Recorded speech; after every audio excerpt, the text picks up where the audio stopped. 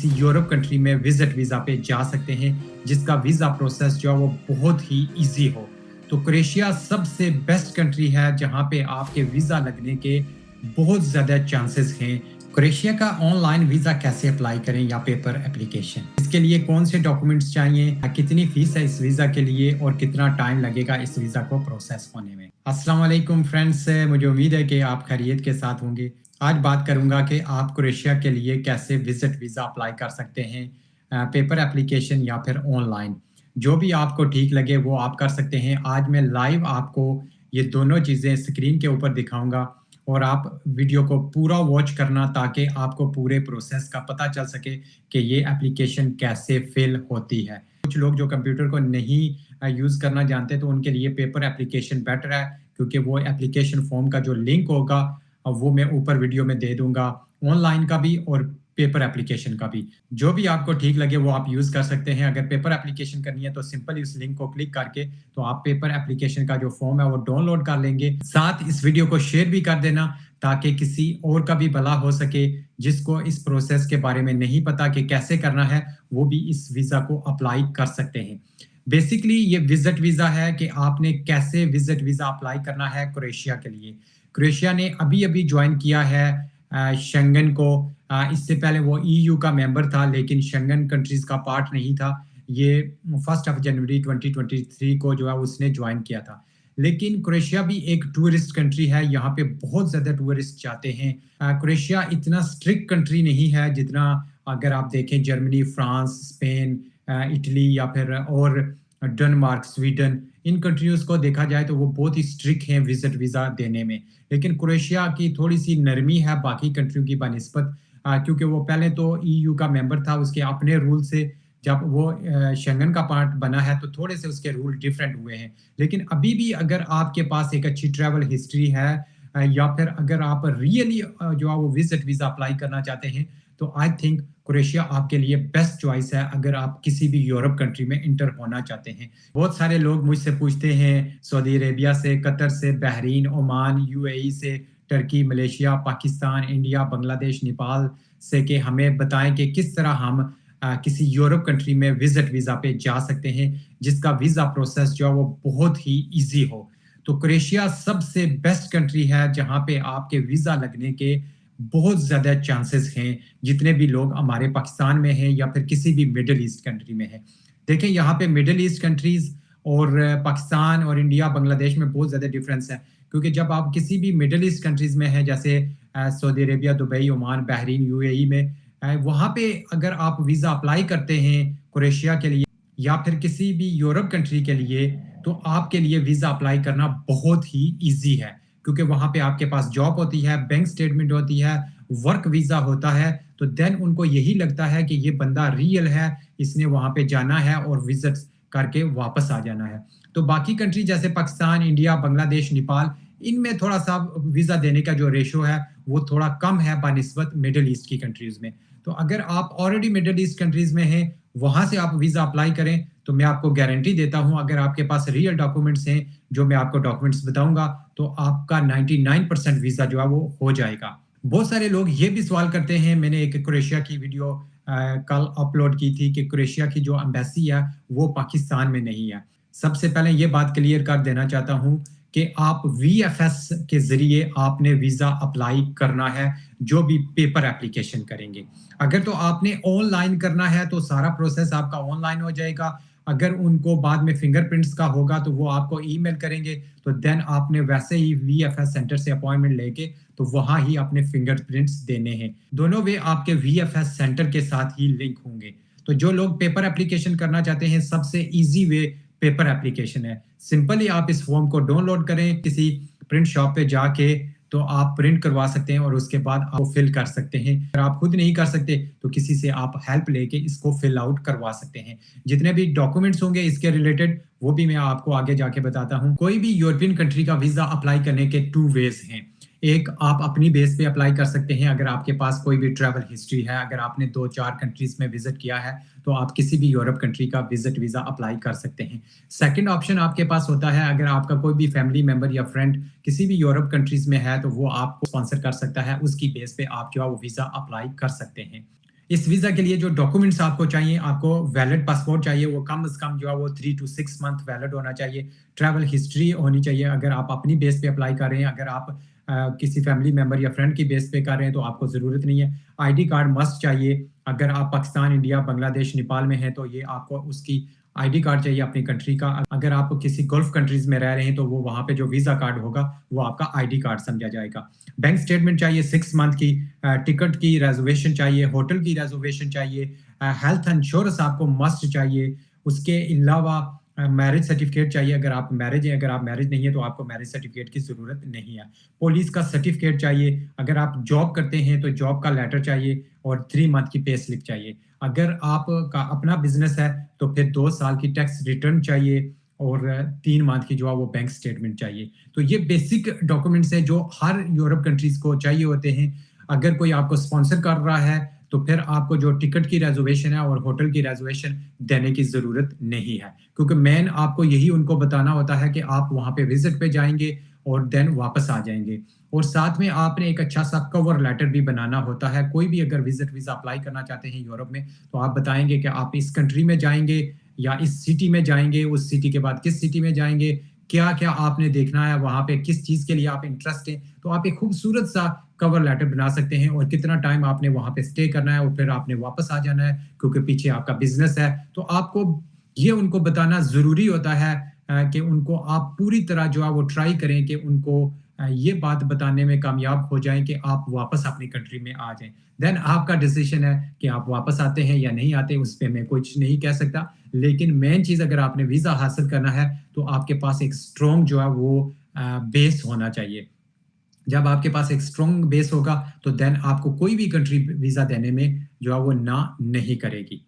तो अभी बिना टाइम ज़ाया किए हुए कंप्यूटर की स्क्रीन पे चलता हूँ और वहाँ पे गाइड करता हूँ कि आपने ऑनलाइन एप्लीकेशन कैसे करनी है और पेपर एप्लीकेशन कैसे फिल आउट करनी है। ये ऑनलाइन एप्लीकेशन है और सिंपली आपने इस लिंक को गूगल पे जाके पेस्ट कर लेना है और इस तरह आपके सामने पेज ओपन होके आ जाएगा। तो आपने न्यू एप्लीकेशन करनी है, इससे पहले आपकी कोई एप्लीकेशन नहीं है। तो सिंपली आप देख सकते हैं यहाँ पे आपने अपनी पर्सनल डिटेल जो है वो कंप्लीट करनी है। यहाँ पे आपका सर नेम होगा और फर्स्ट नेम होगा, किस कंट्री में आपकी बर्थ है, मतलब कि अगर आप पाकिस्तान में हैं, इंडिया में हैं, बांग्लादेश, नेपाल या फिर किसी और कंट्री में, वो आपने कंट्री यहाँ पे लिखनी है। जो आपकी नेशनलिटी है, अगर आपकी पाकिस्तान है तो पाकिस्तान, अगर कोई और नेशनलिटी है तो वो आप लिख सकते हैं। यहाँ पे वो ऑटोमेटिकली जो आपका सर नेम होगा वो खुद ही डिटेक्ट कर लेगा।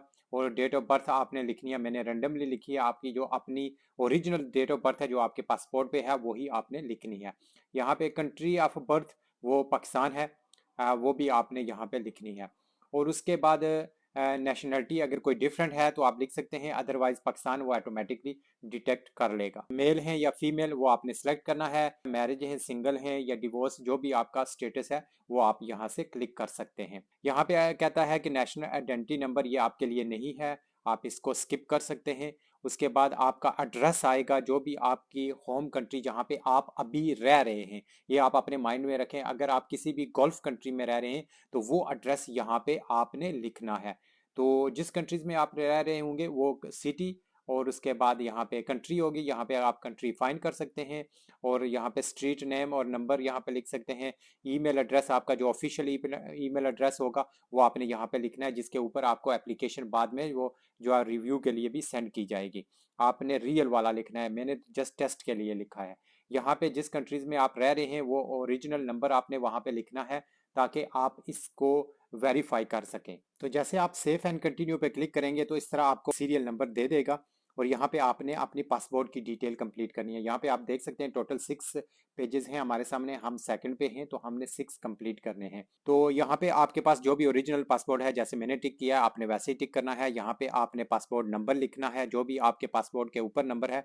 मैं सिर्फ ये वीडियो में दिखा रहा हूँ, आप ऐसे ना लिखना। और किस डेट को इशू हुआ वो आपने डेट लिखनी है और कब तक वैलिड है वो आपने इस बॉक्स में लिखनी है। इशू बाय कहाँ से हुआ है, पाकिस्तान से हुआ है तो दोनों। अगर आपकी कोई और कंट्री है, फॉर एग्जांपल पाकिस्तान से इशू हुआ है लेकिन आप सऊदी अरेबिया रहे हैं, तो यहाँ पे फिर आप जो है वो सऊदी अरेबिया लिखेंगे।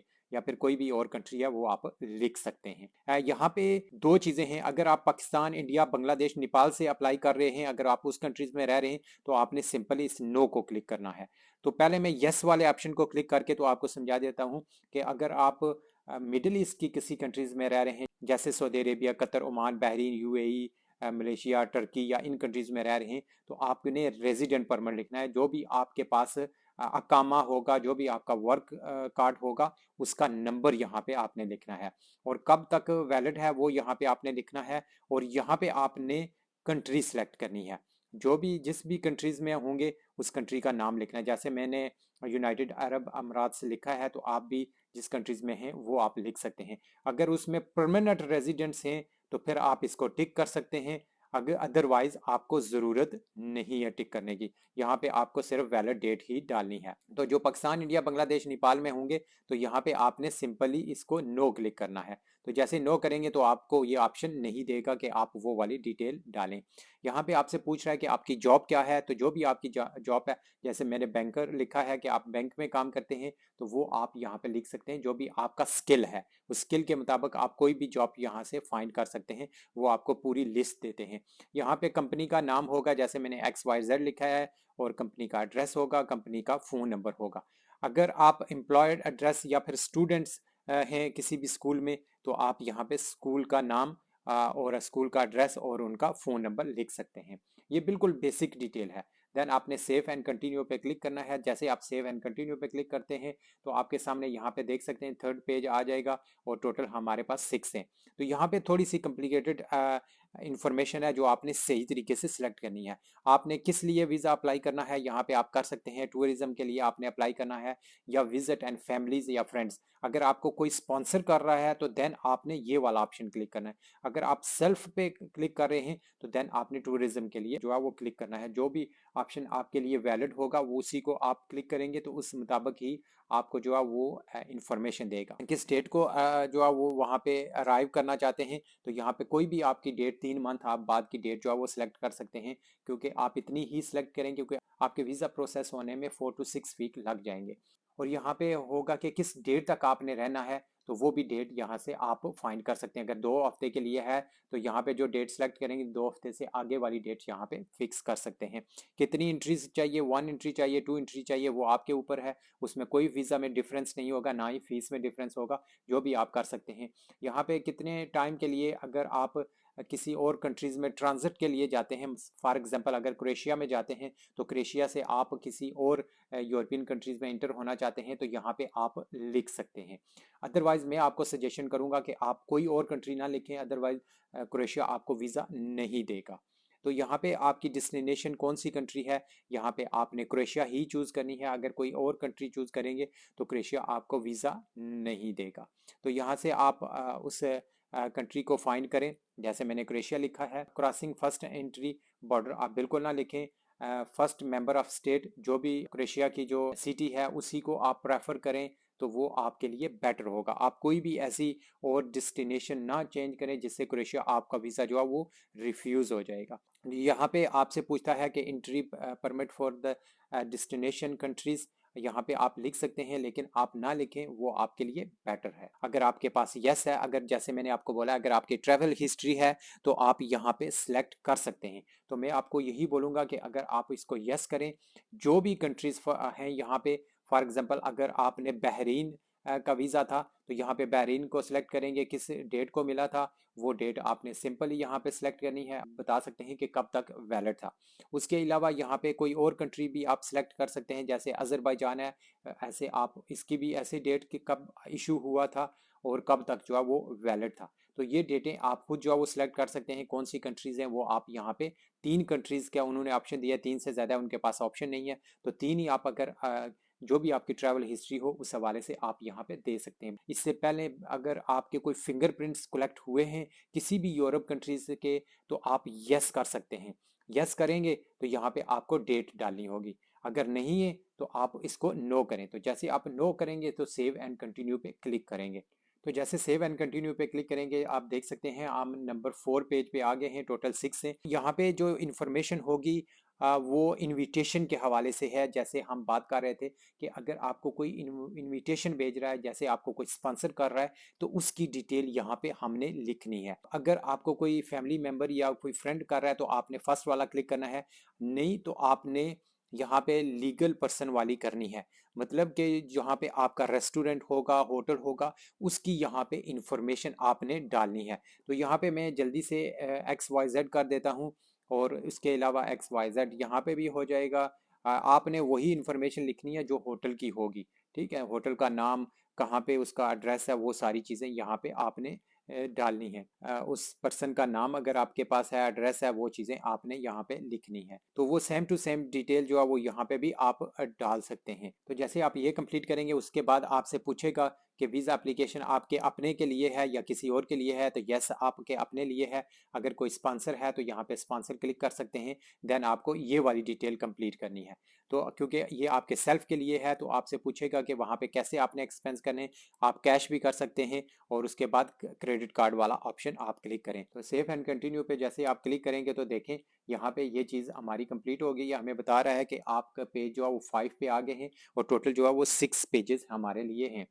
तो यहाँ पे आपने अपने डॉक्यूमेंट्स अपलोड करने हैं। यहाँ पे आपका फोटो होगा, जो भी पासपोर्ट साइज फोटो होगा, तो यहाँ पे आपने सिंपली क्लिक करना है चूज फाइल। तो आपको इस तरह जो है वो यहाँ पे ले आएगा।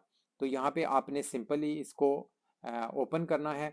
और जैसे मैंने ये ओपन कर दिया है, तो हमें नहीं करने दे रहा, बिकॉज मैं कोई अपलोड नहीं करना चाह रहा। यहाँ पे चूज फाइल है, तो जैसे आप इसको करते हैं तो देन आपने नेक्स्ट पे क्लिक करना है। तो जैसे आप नेक्स्ट पे क्लिक करते हैं, सारे आपकी चीजें जो है वो कंप्लीट हो जाएंगी। ये आपका लास्ट और फाइनल पेज है। आपको रिलेशन बतानी पड़ेगी। ये उसके लिए है कि अगर आपको कोई स्पॉन्सर कर रहा है, कोई भी फैमिली मेंबर, जैसे यहाँ पे देख सकते हैं कि उसकी रिलेशन आपके साथ क्या है, हस्बैंड वाइफ है, या चाइल्ड है, या ग्रैंड चाइल्ड है, या फिर डिपेंडेंट डायरेक्टली कोई भी ऐसा जो है वो आपका कोई भी EU में रह रहा है।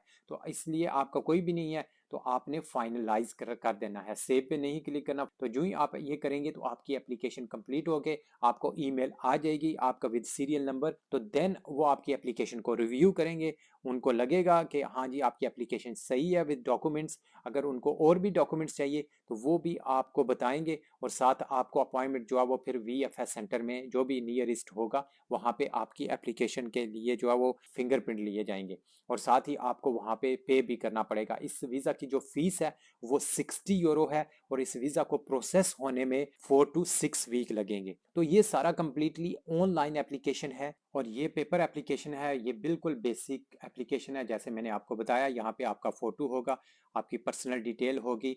तो आप खुद भी देख सकते हैं, इसका लिंक ऊपर मैं दे दूंगा, क्योंकि ऑलरेडी मैंने जो ऑनलाइन एप्लीकेशन है वो आप समझा दी है। ये सेम टू सेम वैसे ही काम करेगा।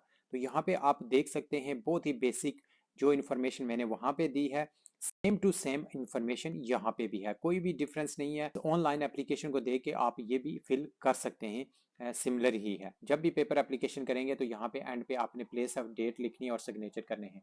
मुझे उम्मीद है कि ये वीडियो आपके लिए हेल्पफुल होगी। अगर कोई भी डाउट हो तो आप मुझे कमेंट्स कर सकते हैं वाया फेसबुक और यूट्यूब में, आपको ज़रूर रिस्पॉन्स करूँगा।